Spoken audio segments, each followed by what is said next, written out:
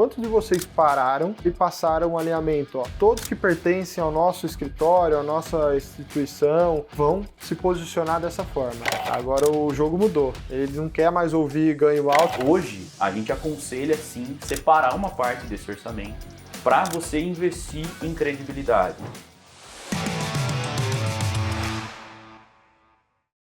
Sejam bem-vindos a mais um episódio do Visão de Dono. E hoje nós temos um assunto muito polêmico, que é o caso do Banco Master. E não, nós não vamos entrar em aspectos políticos. Se você está esperando a gente falar aí de STF e afins, não vai ser essa a pauta do vídeo, mas sim o impacto que ele está causando em todos os players e concorrentes, né, do mercado financeiro na questão de marketing com os seus clientes. Então vamos lá, Léo, vamos recapitular então aqui o que aconteceu com o Banco Master, né, para a gente fazer a análise do que mudou no marketing. O Banco Master teve uma fraude financeira muito grande, né, teve rombos com emissão de créditos e títulos suspeitos, fraudulentos, lavagem de dinheiro e até envolvimento aí de autoridades, né, surgiram aí notícias, e no fim das contas o banco foi liquidado.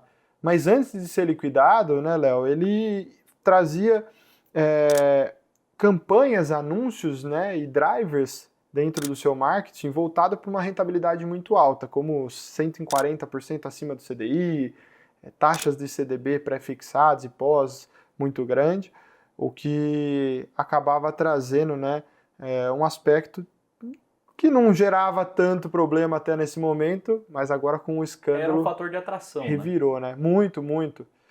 E aí agora revirou, né? Com esse caso, revirou toda a percepção do público consumidor. E ele, por quê? Porque ele mexeu com o principal ativo de um banco, né? Que é a confiança, né, Leozão?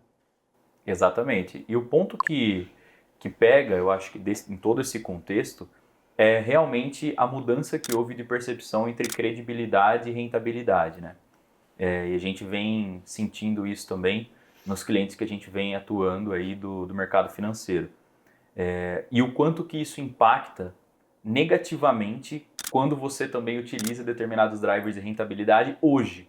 Coisa que antes... Acabou, né? Coisa que antes, de fato, era um fator atrativo. Pô, eu vou ter uma rentabilidade X acima do que o ideal, né, do que o normal. Isso, de fato, trazia pessoas ali interessadas nessa rentabilidade. Hoje, o que a gente vê até mesmo dentro das campanhas que eram veiculadas durante o período e ficou um pedaço, né, de tempo ainda depois desses escândalos, né? Através de ferramentas de social listening, né, que a gente faz esse mapeamento de comentários e tudo, nos próprios anúncios você já vê pessoas ironizando, pessoas utilizando ali determinados argumentos pejorativos, associando uma rentabilidade alta de determinado ativo, que de fato ele pode ter aquela rentabilidade. E até com um lastro bom, né? A gente perdeu aquela questão de diferenciação, né? Tudo acabou virando o mesmo saco, vamos dizer assim, né? Farinha do mesmo saco na percepção do cliente. Então, ativos que a gente tem, por exemplo, em clientes que tem uma rentabilidade bacana,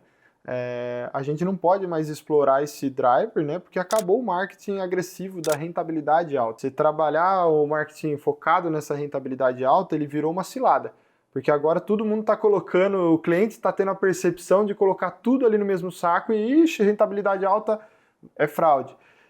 Isso vai virar de ponta cabeça, né? Virou um alerta, né? Taxa alta virou alerta para o consumidor ali, investidor. O que vai funcionar agora? Marketing de segurança, como o Léo estava falando. Os nossos clientes, quando a gente fez essa análise, né, recente, pós os escândalos, a gente começou a ter nesse social listening muitos comentários negativos, né? A saúde de marca começou a sofrer justamente por causa do impacto de todo esse escândalo. E você vê que é um impacto indireto, né?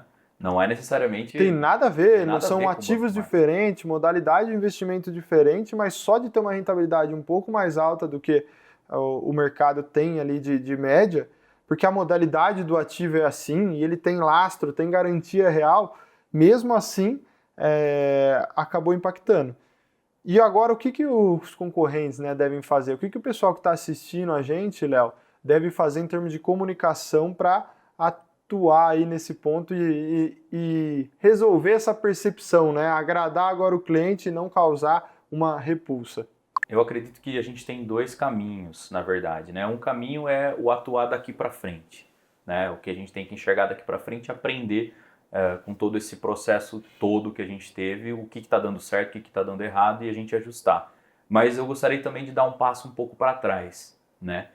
Para a gente entender o quão importante é você se planejar para sofrer uma crise ou passar por ela de uma forma mais branda, né? Tendo uma consciência de marca, tendo uma construção de credibilidade ao longo do tempo que vai permitir a sua marca ser bombardeada, né, de críticas ou de às vezes acontecer um escândalo desse, mas por conta da sua construção de marca ao longo do tempo, você consegue ter esse lastro e você vai ser menos suscetível a esse tipo de ataque, né, que pode acontecer. Exato. Então, o que a gente vê hoje são muitos escritórios ou marcas ou até concorrentes ali do mercado financeiro correndo atrás, né, desse prejuízo que poderia ter sido evitado se a marca trabalhasse muito bem essa reputação e credibilidade de seus ativos, da sua curadoria, do seu cuidado com o seu cliente. Que isso, né, antigamente não era valorizado, né, antes desses escândalos pelo cliente. Não era o principal fator de venda. Então, muitos acabavam ou ignorando ou não colocando energia e foco, né, e trabalhavam ali o atendimento, a rentabilidade e não deixavam e não colocavam de forma exposta toda essa governança que eles têm, a curadoria, as regras para alocação, para diversificação. As associações de imagens. Eu duvido, por exemplo, que 90% dos assessores sentaram com o cliente deles e explicaram como que é feita a classificação de rating dos papéis, como que são feitas aí a questão do compliance do próprio escritório, a governança de alocação. É muito difícil porque, de fato, não era algo que antes era valorizado, né? Eu nunca, não me recordo antes, né, de ter tido o fundo garantidor de crédito sendo ativado. Para mim isso era uma coisa que se lia lá nas leis do Brasil, do mercado financeiro, mas que estava muito distante. Muito distante de acontecer. Então agora tem essa mudança abrupta. Agora o marketing forte é o de segurança. Então os grandes bancos, né, Itaú, Banco do Brasil e etc., eles vão reforçar, né, nas campanhas deles essa solidez, o histórico deles, toda essa governança, essa diretriz. E eu vou além disso. Agora vai ser muito importante também uma educação financeira dentro do marketing da comunicação. Você explicar mais para o cliente o que é um risco de crédito, você explicar sobre fundo garantidor. Muita gente teve que resgatar, sair correndo atrás. E agora? Como funciona? Como aciona? Eu vi muito isso na comunicação, né? Rating das instituições dos papéis que estão sendo alocados, estrutura, né, dos produtos, que muitas vezes eram, não, tá colocando num CDB, é um CDB. Olha o impacto que agora, a percepção do cliente agora mudou totalmente. Não é mais qual a rentabilidade do CDB que você vai colocar, qual o risco desse CDB, né? A gente teve escândalos recentes, né, Léo? Mais para trás teve Americanas também, que foi um boom grande. Recente agora teve mais casos como a Klabin, o Will Bank também, que era outro que tinha taxas muito atrativas. E agora o conteúdo de marketing mudou, vai ser muito focado nisso para gerar essa reputação, essa credibilidade. Eu queria trazer um ponto, Vitão, aqui, que a gente inclusive discutiu junto com o pessoal do Meta, numa imersão que a gente teve na XP e tudo, que é a importância do controle de narrativa. Isso, cara, é uma das coisas mais importantes para as marcas se preocuparem. E como que você faz isso? Vamos pensar num ecossistema, né? Num ecossistema aí, sei lá, como a XP, dando um exemplo da XP. A XP ela tem determinados canais, né, de distribuição de informação. Então ela tem o institucional, ela tem os embaixadores, ela tem N formas ali de atingir esse público. Tem B2B, tem B2C, tem, né, os marketings nos esportes, tem realmente muitas vertentes ali. E o problema é você não ter uma comunicação unificada no momento que você também tem um determinado problema. A gente viu isso muito vivo, né, nessa conversa que a gente estava lá. Então, a importância da empresa se preparar para esses momentos de crise, para esses momentos em que terão, né, ataques, a reputação, alguma coisa que dê de associação, como que a empresa vai se posicionar e como que as pessoas que são esse motor de comunicação precisam também se posicionar para que você tenha uma comunicação unificada e não, né, fragmentada, com cada um com um ponto de vista diferente, divergente ou até mesmo errado, passando informação aí para o público, né? Eu vou deixar até uma reflexão, Léo, o pessoal que está assistindo a gente, com certeza vai ter pessoal do mercado financeiro, exatamente sobre isso que você falou. Faça uma reflexão, quantos de vocês pararam ali por 1 hora no início da semana, se prepararam antes dessa 1 hora e passaram um alinhamento, ó, todos que pertencem ao nosso escritório, à nossa instituição, ao nosso banco, enfim, todos vão se posicionar dessa forma. A nossa visão sobre o caso Banco Master é essa. Nós reagimos da seguinte forma, nossa governança mudou, os riscos que a gente faz em alocação mudaram, porque a gente nunca teve histórico antes, então a gente precisou reclassificar os riscos que a gente alocava aqui dentro do escritório. Quantos de vocês fizeram essa curadoria e esse alinhamento para que todo mundo que esteja no seu ecossistema fale a mesma língua?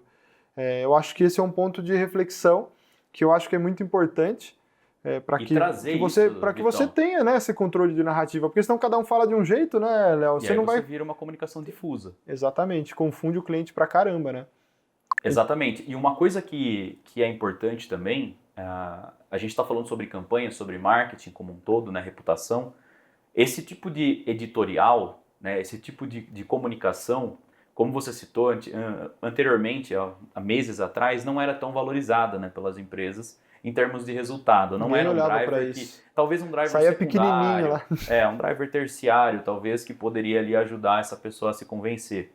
Hoje, a gente aconselha, sim, separar uma parte desse orçamento para você investir em credibilidade, seja com PR, né, que é relações públicas, então colocar também notícias, promover esse tipo de ação, estar em ambientes de entrevista, em televisão, dar a cara a tapa, né? Em alguns pontos mostra também autoridade e segurança ali para passar para o cliente também essa sensação de que está tudo bem, está tudo sob controle e vocês estão sobre a melhor curadoria possível ali dentro do mercado.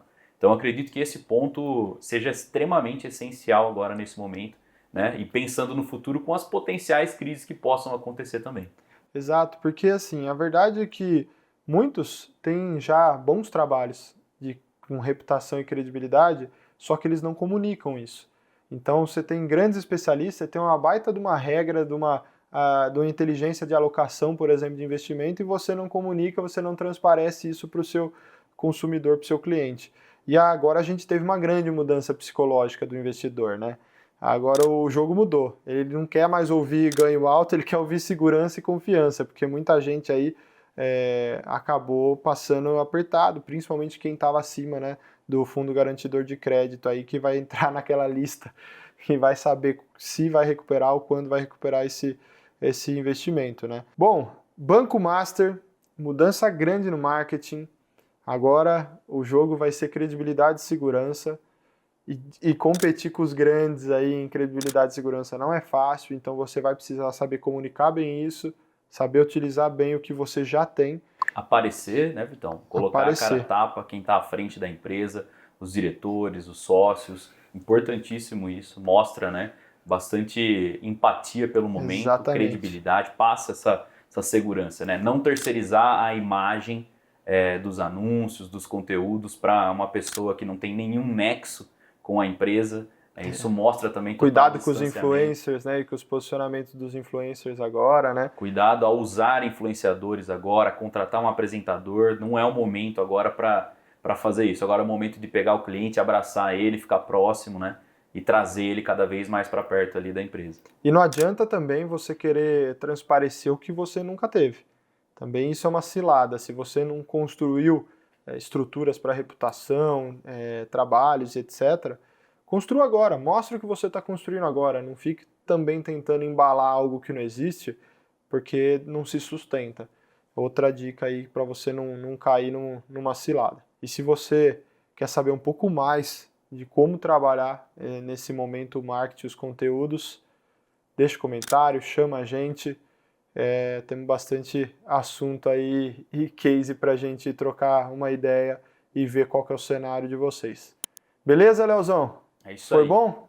Gostei, hein? Foi bom, né? É isso aí. Até o próximo, pessoal. Valeu.